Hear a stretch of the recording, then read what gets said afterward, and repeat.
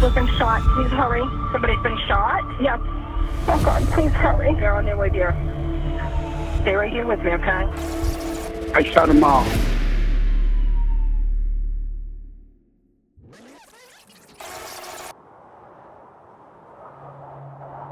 It's a cold, blustery night in Biddeford, Maine. And there's trouble brewing over on Secaucus Road.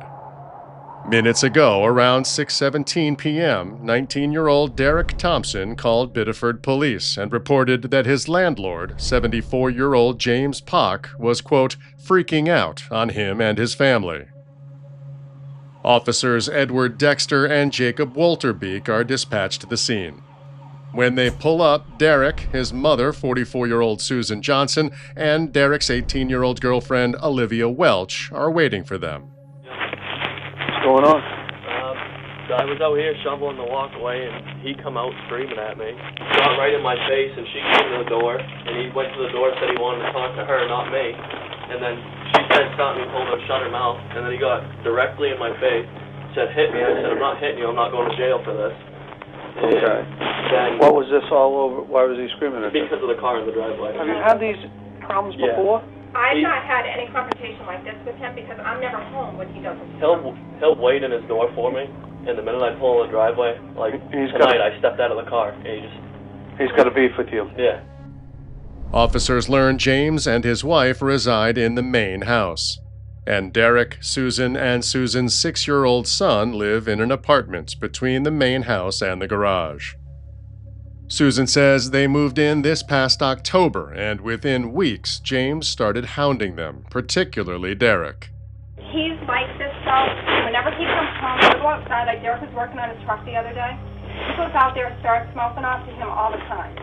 He follows him around the driveway talking to him like that. The landlord Yeah. does. Follows me around, harassing me, saying he feels bad for me, sorry for me, this and that. What's the deal there? That guy has something wrong with him. He's not. I'll show you the video. In the video, which Susan filmed on her cell phone during tonight's confrontation, James appears enraged. Stealing, no pay rent? You have your rent, and you've had your rent every Yeah, month. what, 16, 18 days late, you pay? You have had your rent. Like animals, you don't know any better. You think stealing from old people. We have not Live free. stole. What have we stole from you, seriously? Excuse me, that is sick. Every time I try to talk, that's what he does to me. All right. Derrick describes how James's hostile and bizarre behavior escalated to actual threats against their lives. Points his fingers at me and goes bang, and then points at her and says bang, and he tells me to hit me so he can bury me in the snow. And What is his biggest issue, do you think? the car in the driveway, the Honda. Why? He wants 2 vehicles in the driveway. He told us. Okay, when we what moved- does your rental agreement say? That there can be we have 2 parking spots except for visitors. And then we have this side of the driveway and then the turnaround for visitors. what's And if we that? need additional, then out back. Okay. So you're allowed more than 2 spots.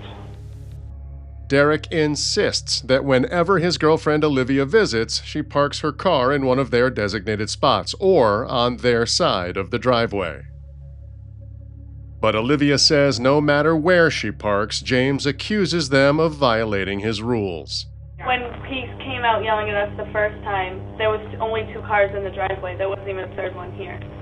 Derrick tells officers about another incident where James crossed the line.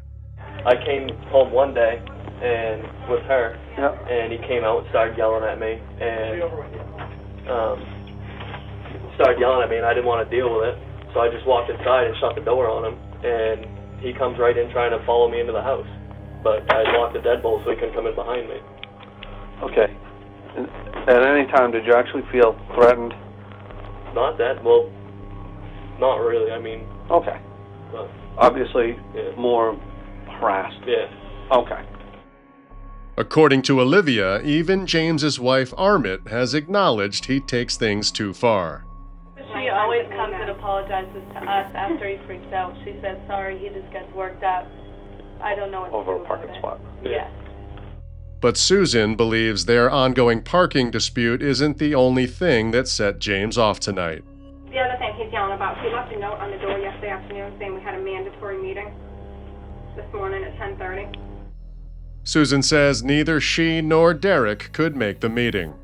He had to work. I had plans. So Susan left a note on James's door this morning explaining their schedule conflicts, but that only seems to have made things worse. He's mad because we weren't at our mandatory meeting. I'll speak with him for this evening. Best bet, though, in a situation like that, video is great, and I commend you because I tell a lot of people take video, and with smartphones, video is great, but also disengage.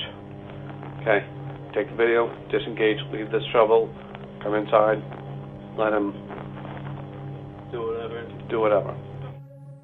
As they head over to the main house, Officer Walterbeek asks Officer Dexter if he should remain on the scene.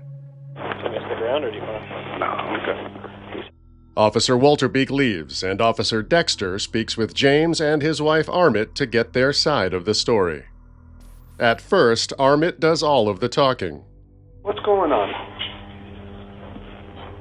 They've broken their lease. They continually ignore it. We were supposed to have a meeting this morning, and all three of them left. They all left. Yeah. My husband's angry with them. He's Yep. gone in and told them to get the car out of the yard. The girl has moved in without permission. According to Armit, Derrick's girlfriend Olivia has been living in the apartment too, which is another violation of their rental agreement. Okay, so it's a bigger issue. It's a bigger issue. They just totally ignored everything we've said to them. Everything we've tried to do, we've been generous with them. They use the garage as a storage. We told them in November that they weren't supposed to have the girl here. They keep saying we're talking about it. Okay. But nobody has talked about it. Okay. So it's just, we need them out of here, and Okay. we've given them an eviction notice. And You have? Yes. Okay. We've told them to be out of here by January 10th. Okay. They were late in the rent. They were almost 2 weeks late in the rent. Okay. So we've given them an eviction notice, and we want them out of here. That's a civil issue between you guys, I know it is. and there's nothing that we can do about that. I know it. Now, about the issue tonight, about between you and them yelling, okay?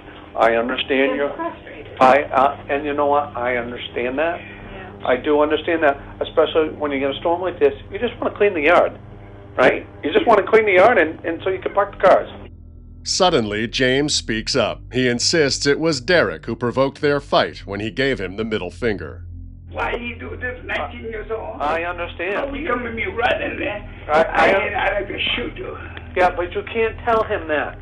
You can't threaten him that way. Okay, why he threaten me like that? Or like that? That's just being rude.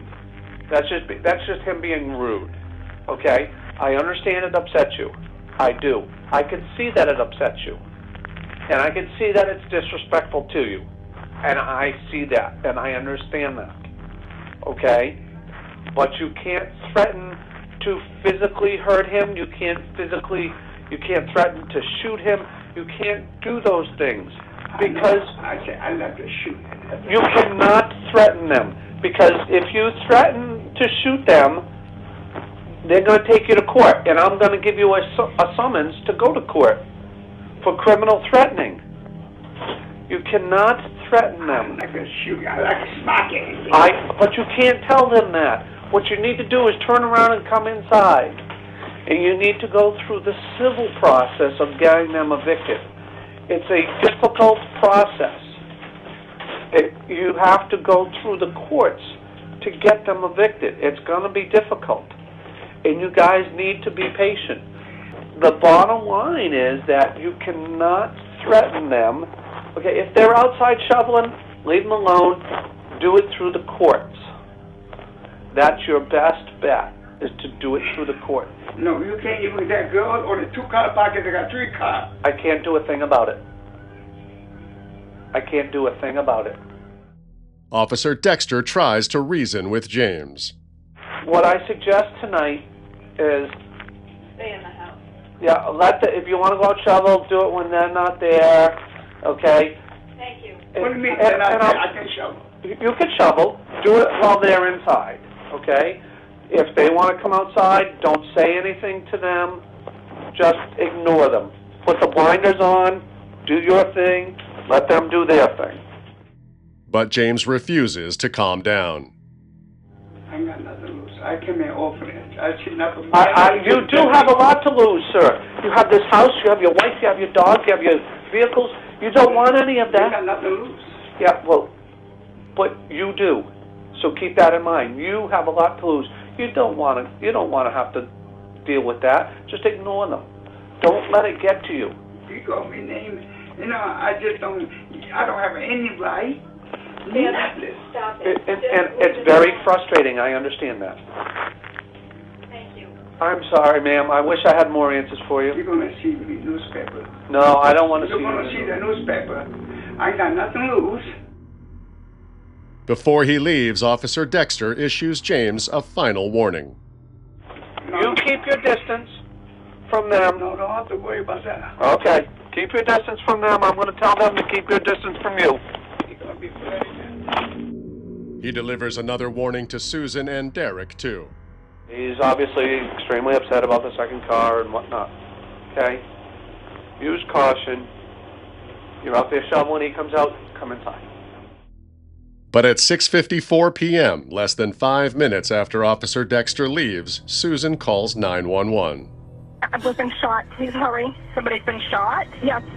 Oh, God, please hurry. They're on their way, dear. Stay right here with me, okay? Officers race back to the scene.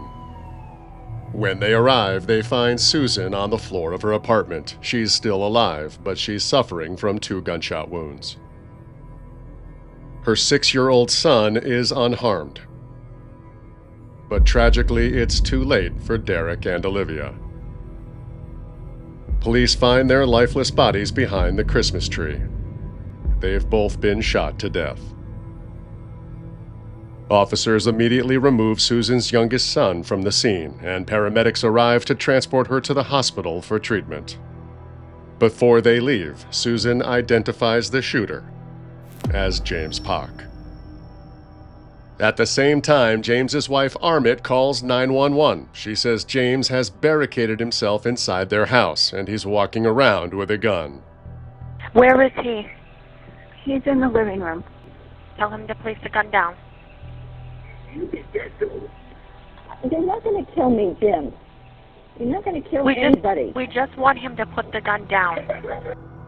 A police sergeant gets on the line and asks to speak with James. What do you want from me? I want you to let your wife go outside. Jim, what I really want you to do is I want you to put the gun down and go outside. That's what I really want you to do. But James refuses. Everything's too late. Everything's too late, Jim? Well, what do you mean by that? Tell me what you mean. I shot them all. Okay. How many people? 3. I can't take that kid. Him and his mother, his girlfriend, nagging me. You know, that cop came back here about half an hour ago. I said, when you leave, you're going to be a bloody mess. I told her that cop, whatever come out. I told him that he don't take it too serious. Hey, Jim. No, I know you're angry. I know there's a lot of stuff. I don't give a damn. Put me in jail. I don't give a I'm going to die here anyway. I think you do care. I think you do care. I don't care about it. Now, why? I want to die too anyway. No, you don't. I want to die. Jim, what I'd like for you to do right now is to put the gun down and to walk outside. Okay, there'll be policemen outside, and I want you to walk out and follow the policeman's instructions. Okay, a lot has gone on right now.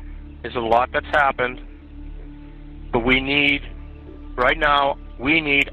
to make sure that you're going to be okay, and I want you to go outside.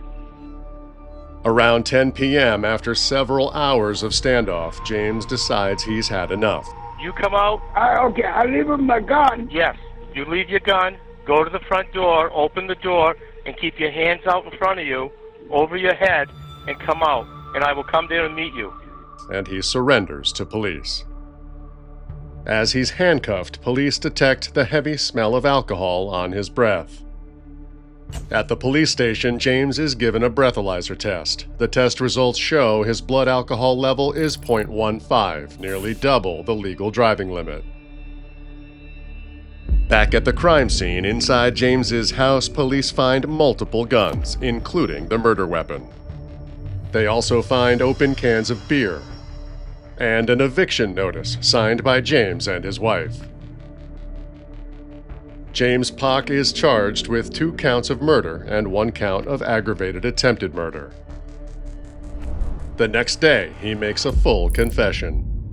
But he defends his actions, telling detectives that he felt disrespected by the victims and that Officer Dexter was more concerned about their rights than his.